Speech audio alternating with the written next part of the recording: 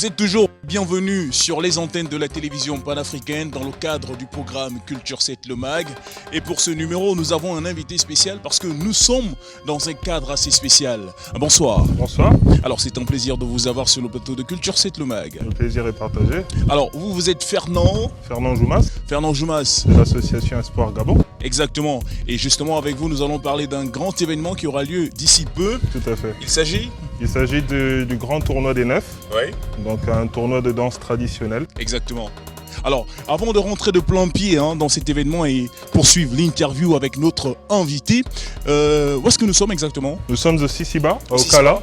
Donc le Sisiba, c'est le Centre international de civilisation bantou. Centre international de civilisation bantou. Est-ce toujours le Centre international de civilisation bantou? Alors le projet a été abandonné pendant la construction du site, mais le site il est bel et bien là, c'est du béton et il y a du monde qui vit ici. Donc voilà quoi. Voilà, c'est du béton, et bien vous allez le voir en image. Chers téléspectateurs, avant de rentrer de plein pied avec notre invité dans ce qui nous concerne, il s'agit donc du grand événement qui aura lieu d'ici peu, je vous propose d'aller regarder le sommaire. A tout de suite. Au sommaire de Culture 7 Le Mag, la religion bouddhiste du Mustang dans l'Himalaya népalais a échappé aux purges de la révolution culturelle chinoise, mais le séisme de 2015 a endommagé monastères et monuments sacrés. Comment s'ouvrir au tourisme pour attirer des visées emplois, mais sans perdre son âme? La question traverse Sao Tomé et Principe, petit archipel africain pauvre mais digne qui mise sur un accueil sélectif des visiteurs malgré des infrastructures insuffisantes. Des rats géants, des jumeaux nés en juin 2015, participent à la dernière phase de leur entraînement avant d'être envoyés au Mozambique, en Angola ou au Cambodge, pays dans lesquels l'ONG belge Apopo a déjà neutralisé plus de 83 000 mines antipersonnelles. Sous un soleil de plomb, des hommes et des femmes, cheveux dissimulés sous un foulard, cueillent les grappes de merlot qu'ils vont presser pour produire le vin des pharaons. À Djouba, un orphelinat pour filles au Soudan du Sud utilise le chant pour donner une nouvelle vie aux jeunes filles touchées par la récente guerre civile du pays. Voici pour le sommaire, vous êtes sur Culture 7 Le Mag, place aux détails.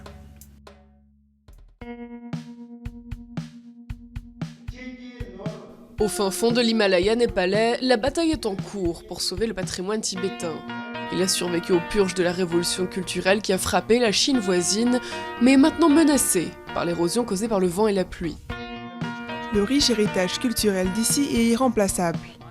Les monuments sont faits de boue, de peinture, de bois et peuvent vite se désagréger, voire disparaître pour toujours.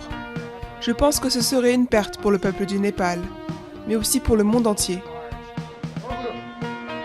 Ces deux chortens, monuments bouddhistes, ont été restaurés, à la plus grande joie des villageois. Je viens ici tout le temps. Matin et soir, je viens ici 3 fois par jour. Et peu importe mon travail, je fais en sorte de m'arrêter ici. Plus d'une centaine d'ouvriers et artisans ont participé à la restauration durant 2 ans. Un processus qui s'est avéré crucial quand un séisme a frappé le Népal en 2015, tuant plus de 9000 personnes.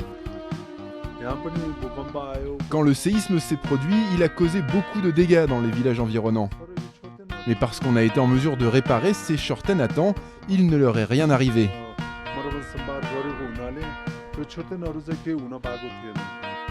D'autres monuments n'ont pas eu cette chance. Dans la capitale médiévale de l'ancien royaume bouddhiste de l'Omantang, le séisme a détruit des peintures murales vieilles de 500 ans et endommagé le système de canalisation, provoquant des infiltrations d'eau dans certains monastères. Le séisme a causé d'immenses craquelures sur le monastère Tupchen et je crains que le bâtiment s'effondre.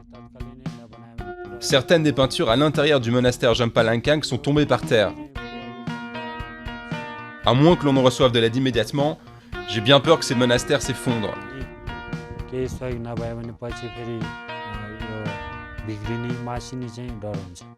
La restauration dépend en grande partie des donations étrangères, ralentissant la course contre la montre pour la préservation du patrimoine historique et culturel unique de la région.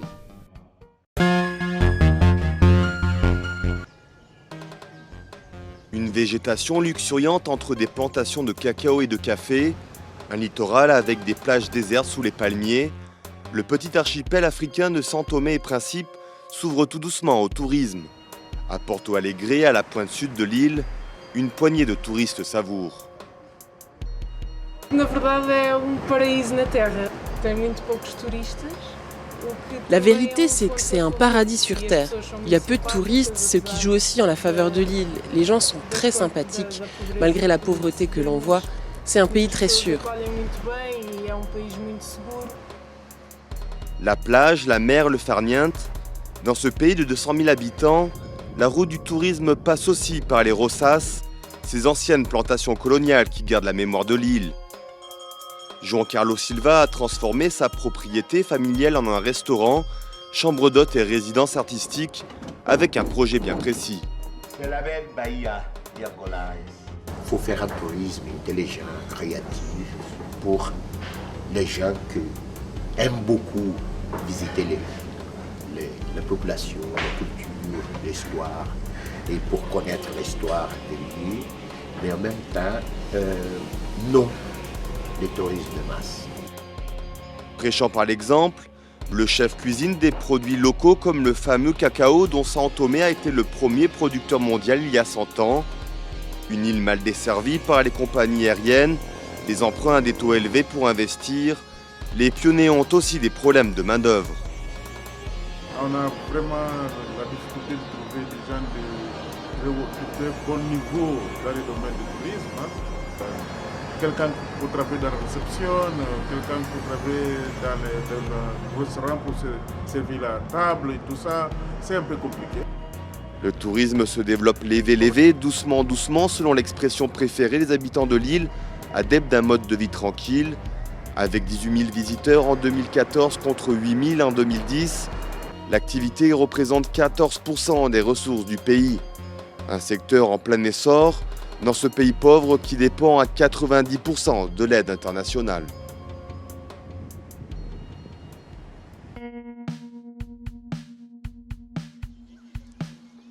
Jon Stewart et Stephen Hawking ne cherchent pas de la nourriture, leur mission, détecter l'odeur d'explosifs.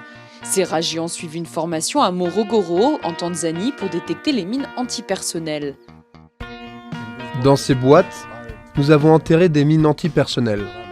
Les rats doivent passer dessus, renifler, et quand ils sentent l'odeur de TNT sur le champ de mine, ils doivent gratter et le coordinateur de l'entraînement doit cliquer puis donner une récompense.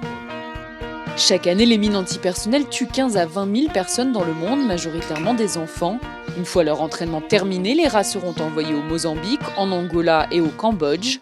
Grâce à ces nouveaux démineurs, l'ONG belge Apopo a déjà neutralisé plus de 83 000 mines. En termes d'opération sur les champs de mines, les rats ne pèsent rien. Ils pèsent beaucoup moins que ce qui est nécessaire pour faire détonner une mine directe. Donc vous pouvez les utiliser pour tous les types de mines sans aucun problème. Dans un laboratoire voisin, Violette et Oprah passent de tube en tube pour renifler la tuberculose. Les employés d'Apopo sont aussi utilisés pour diagnostiquer cette maladie qui tue chaque année plus d'1 million de personnes.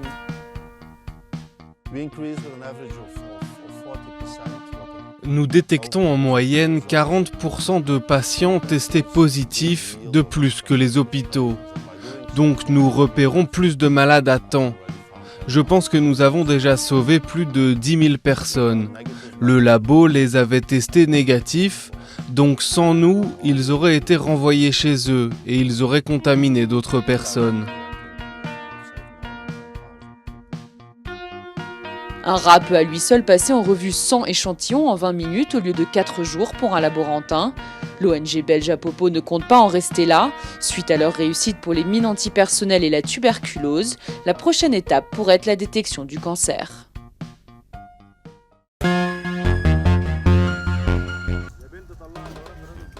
Sous un soleil de plomb, ces hommes et femmes cueillent des grappes de merlot utilisées pour fabriquer le vin des pharaons. Ce vignoble se situe dans la vallée du Nil en Égypte, où pourtant l'islam est religion d'État. Mais depuis le début des années 2000, 2 vignobles se sont lancés un pari fou. ressusciter la viticulture égyptienne.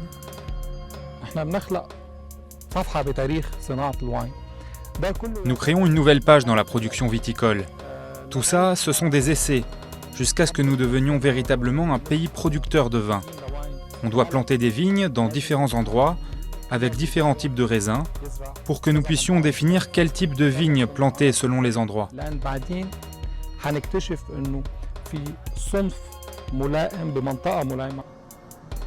Les pharaons pratiquaient la viticulture 3000 ans avant notre ère. Elle s'est également développée sous la colonisation britannique avant de presque disparaître après le coup d'État de Nasser en 1952. Aujourd'hui, on trouve une dizaine de vins rouges, blancs ou rosés sur le marché, dont certains sont primés à l'international. Il a fallu s'adapter un petit peu aux conditions climatiques sévères extrêmes. Donc nous avons développé des systèmes d'irrigation tout à fait spéciaux. Nous avons des systèmes d'humidité qui mesurent donc tous les jours l'humidité du sol, l'humidité de la plante. Le renouveau du vin égyptien est une bonne nouvelle pour les restaurants du Caire. Dans cette société conservatrice, l'alcool est souvent vu d'un mauvais œil et des droits de douane de 3000% rendent impossible l'importation de vins étrangers. On nous avait dit qu'il y avait soit le vin mot de tête, soit le vin passable, mais qu'il n'y avait pas de bon vin. Maintenant, je pense qu'il y a du vin de bonne qualité.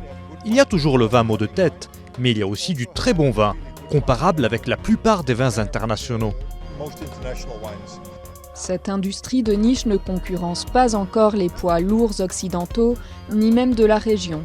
Mais les gérants des nouveaux domaines égyptiens comptent rapidement se positionner sur les marchés asiatiques.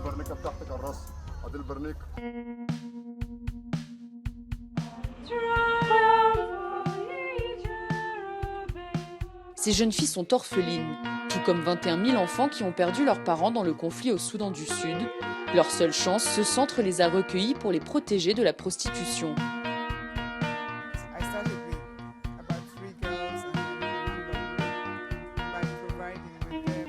J'ai commencé avec 3 filles et le nombre a grandi. On leur donne à manger, de l'eau et un toit pour dormir. On discute de comment elles occupaient leur soirée, car la plupart des filles les passaient dans des boîtes de nuit.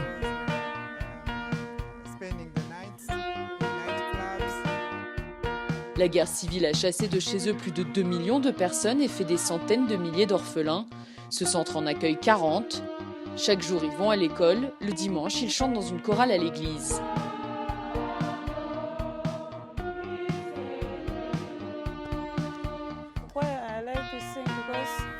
J'aime chanter parce que les chansons que nous chantons rendent hommage à Dieu et j'aime ces chansons.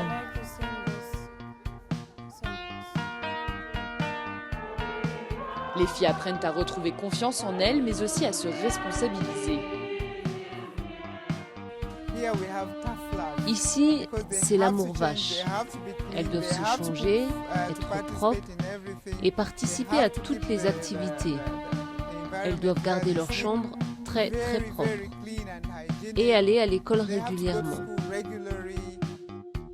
Cathy sait qu'elle ne peut pas résoudre le problème seule et pousse le gouvernement à agir pour sauver l'avenir de l'État le plus jeune du monde.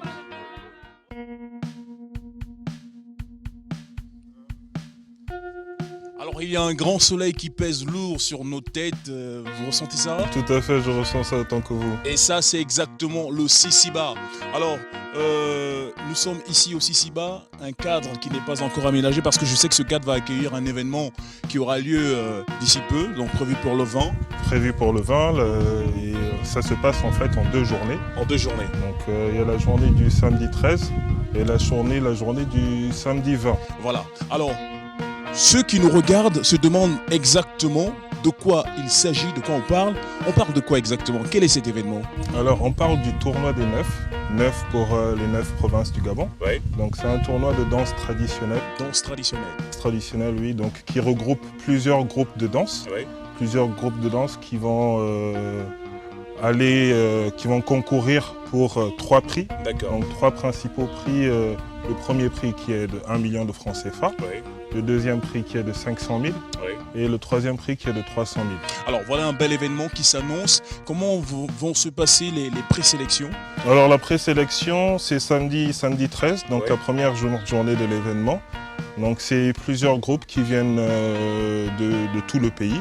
On accepte aussi des groupes qui viennent hors du Gabon, du moment que ce soit des groupes africains. Donc il y aura une présélection samedi, on va sélectionner 9 groupes qui vont concourir pendant la journée du 20. Oui. Donc voilà un peu comment ça va se passer. Il y aura un jury qui va sélectionner les groupes. Alors, de tel événement, on n'en compte pas beaucoup à Libreville au Gabon. Oui, tout à fait. D'où vient l'initiative? L'initiative, c'est beaucoup plus dans une optique de rehausser la culture gabonaise. Oui. Donc on remarque qu'avec les cultures occidentales, avec le temps, la jeunesse et en général oublie ses racines africaines. Exactement. Et de nos jours, nous savons que notre culture, c'est une culture orale, une culture qui est dansée. Et on espère, par cet événement-là, redonner de la valeur à notre culture. Vous savez, notre histoire, elle est basée sur la danse, elle est basée sur les chants. Et c'est un peu par rapport à ces critères-là aussi que le jury aura à sélectionner les 9 groupes qui vont justement prendre part, qui vont être présélectionnés. Donc ce sera sur ces critères-là, l'histoire, la danse et aussi le maquillage, parce que vous allez remarquer que les groupes traditionnels, ils ont une certaine façon de s'habiller, une certaine façon de se maquiller. Alors tout ça a un symbole, tout ça raconte une histoire. Donc c'est un peu sur ces critères-là que va se passer la journée de samedi 13. Voilà, une belle manière, chers téléspectateurs, avec cet événement, de valoriser la culture du Gabon, en parlant de l'identité culturelle du Gabon, en parlant de danse, de chant et de bien de choses qui tournent autour. Alors cet événement, comme je l'ai dit, chers téléspectateurs, est le bienvenu. Et justement avec Fernand, qui est Je suis le représentant, on va dire représentant de l'association pour cet événement-là. Voilà. Représentant oral. La question qui arrive, c'est celle de savoir si le cadre est idéal pour un tel événement. Alors nous pensons que le cadre est vraiment idéal parce qu'à la base, ce centre-là a été construit pour représenter les civilisations bantoues. Oui. Et voilà, à la longue, ce projet a été abandonné. Vous allez voir que c'est des bâtisses qui tiennent. Elles sont là quand même depuis un bon moment. Ouais. Et avec le temps, il y a des populations qui se sont installées ici. Ouais. Des populations, bien sûr, qui ont toutes les autorisations pour vivre ici. Donc cette association-là, c'est une population qui s'est regroupée en association. Cette association s'appelle l'association des squatteurs du Sisiba. Des squatteurs du Sisiba. Les squatteurs du Sisiba. Oui, donc ils sont reconnus par le ministère de l'Intérieur. Ouais, une association retenue par le ministère de l'Intérieur. Le ministère de l'Intérieur. Donc ils sont reconnus par le ministère de l'Intérieur. Ils sont bien organisés. Et c'est une possibilité aussi pour nous, donc pour l'association Espoir Gabon, d'attirer les regards des politiques et des dirigeants vers cet endroit-là qui a été abandonné. Il n'y a pas d'eau, il n'y a pas d'électricité. Et ça nous permet d'amener de la vie par la tradition. Donc la danse, ce genre d'événements, c'est... Voilà. Alors moi je retiens, chers téléspectateurs, qu'avec cet événement, comme Fernand l'a dit, c'est une opportunité de redonner de la vie à ce beau cadre qui a été délaissé depuis des lustres. Si cet événement peut chaque année, si jamais l'événement est pérenne aussi. Oui, on compte vraiment pérenniser l'événement. Déjà, on a eu un partenariat avec Canal 7, je vous remercie pour ça. Et on espère que ce partenariat se prolonge dans le temps, bien sûr pour organiser plusieurs sessions de cet événement-là. Voilà. Alors, est-ce que des entités comme le ministère de la Culture vous suivent quand vous accompagnez dans cette initiative? Alors, les entités comme le ministère de la Culture On a contacté une fédération, donc la fédération des danses traditionnelles du Gabon. Oui, oui. Donc c'est une fédération qui est fédérée au ministère de la Culture. Donc je pense qu'indirectement, ils nous suivent donc, par cette fédération-là. Voilà, alors vivement, chers téléspectateurs et autorités du Gabon, autorités de la culture, donc je m'adresse là au ministère de la Culture, que cet événement soit inscrit dans le calendrier annuel du Gabon, en parlant d'événements culturels, et pourquoi pas que cet événement soit périn et que chaque année, les jeunes viennent se divertir à travers la danse, le chant, à travers tout ce qui tourne autour de la culture au niveau du Gabon. Alors, qu'est-ce qu'il y a au bout de cet événement pour ceux qui vont concourir, qui vont prendre part à participer à cet événement? Alors, ceux qui vont participer à cet événement-là, on a prévu une somme de participation pour les groupes. Donc, il y aurait des groupes qui ne vont pas forcément gagner les 3 premiers prix. Donc, pour tous les groupes qui ne seront pas sélectionnés pour les 3 premiers prix, ils recevront une somme de consolation qui est de 100 000 francs CFA. Ah d'accord, tous les groupes? Tous les groupes. Et combien de groupes vont participer? Il n'y a que 9 groupes qui seront sélectionnés au final d'accord. pour participer au tournoi du vin. Donc ces 9 groupes-là, bien sûr, dans ces 9 groupes-là, il y aura 3 groupes qui seront les grands gagnants. Mais on ne va pas léser les autres groupes. On va quand même leur donner une participation de 100 000 parce que c'est quand même de l'effort, c'est quand même de la participation. On ne va pas juste les laisser partir comme ça. Alors Fernand, pour clore cette interview, que retenir de cet événement? Alors que retenir de cet événement? Soyez là la journée du samedi 13. Oui. Soyez là la journée du samedi 20. Alors vous en aurez pour votre temps. L'entrée est totalement gratuite, elle est libre pour tout le monde. Et surtout rappelez qu'il y aura à boire, à manger. Il y aura à boire, à manger, il y aura de l'ambiance. C'est vraiment... une espèce de petit village. Voilà, un petit village traditionnel, c'est un retour aux sources, c'est notre culture, venez nombreux. Voilà, le message est lancé, chers téléspectateurs. Fernand, je vais me diriger vers quelques membres de l'association des squatteurs du Sisiba. Et je vous dis... à samedi. Tout à fait. Allez. Alors, chers téléspectateurs, moi je vais tout de suite à la rencontre des personnes qui vivent ici au Sisiba. Ils sont nombreux. Ils font partie de l'association, comme je l'ai dit tout à l'heure, des squatteurs du Sisiba. A tout de suite.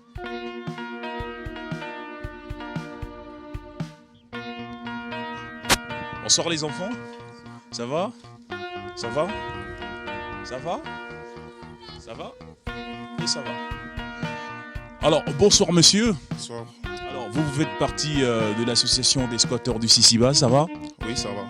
Alors, Culture 7, par l'entremise de Canal 7, s'invite au Sisiba pour un événement qui aura lieu ici. Alors, vous, en tant que membre de l'association des squatteurs du Sisiba, comment vous appréciez la venue de l'événement ici chez vous? Bonsoir monsieur. L'événement qui va se produire ici au sein du bâtiment Sisiba, le Centre international de civilisation bantou, nous avons reçu avec grande joie, puisque ça nous permet de rassembler des familles, des ethnies qui composent tout le Gabon. Et on peut dire merci à Espoir Gabon et Canal 7 qui vient couvrir l'événement. Voilà, un grand merci. Alors, un événement de grande envergure qui peut-être, si Dieu le veut, aura lieu chaque année ici. Ça ne vous embête pas? Non, ça ne nous embête pas parce que tout est concerné tout est centré plutôt dans la culture. Ça ne peut pas nous embêter. Au contraire, ça nous permettra aux jeunes, ceux qui n'ont pas pu avoir le prix cette année, l'année prochaine, qu'ils reçoivent ce prix-là. Alors, je vous dis merci. J'avais affaire à monsieur. Fondateur des squatteurs du bâtiment Sisiba. Alors, vous, vu que vous vivez ici, est-ce que vous aviez idée comme ça un jour que le Sisiba pourrait un jour recevoir un tel événement ici? Bien, bon, avoir l'idée, vraiment, c'est très difficile, mais aujourd'hui, ça fait quand même plaisir et ça fait vraiment une grande joie que le Sisiba puisse accueillir cet grand événement, afin que beaucoup de personnes puissent aujourd'hui découvrir qui est le Sisiba, parce que beaucoup n'en savent pas. À travers cet grand événement, beaucoup pourront découvrir vraiment qui est le Centre d'intervention et de civilisation bantou. Et pour nous aussi, c'est une grande joie de vraiment recevoir cet événement. Parce que ce n'est pas donné à n'importe qui. Il y a plusieurs sites. Alors si vraiment l'association Espoir Gabon arrive à venir organiser et puis solliciter les squatteurs du bâtiment Sisiba, vraiment c'est une grande joie pour nous. Voilà, une grande joie. Peut-être demander également aux enfants ce qu'ils en pensent. Alors, les enfants, s'il vous plaît, rapprochez-vous. Alors, bonsoir. Bonsoir. Alors, donc très bientôt, il y aura une grande fête ici au Sisiba. Une grande fête de danse, de chant. Ça vous ferait plaisir de participer à cet événement? Oui, et je peux. Ah d'accord, ça vous ferait plaisir de participer à l'événement de danse? Oui, monsieur. Vous dansez aussi? Oui. Vous dansez sur des rites traditionnels quand même? Oui. Merci. Merci. Voilà, chers téléspectateurs, on se dit au revoir, on se donne rendez-vous sur un prochain numéro de Culture 7 Le Mag. C'était Pierre Bilong avec toute son équipe dans le cadre du programme Culture 7 Le Mag. A très bientôt et surtout portez-vous bien.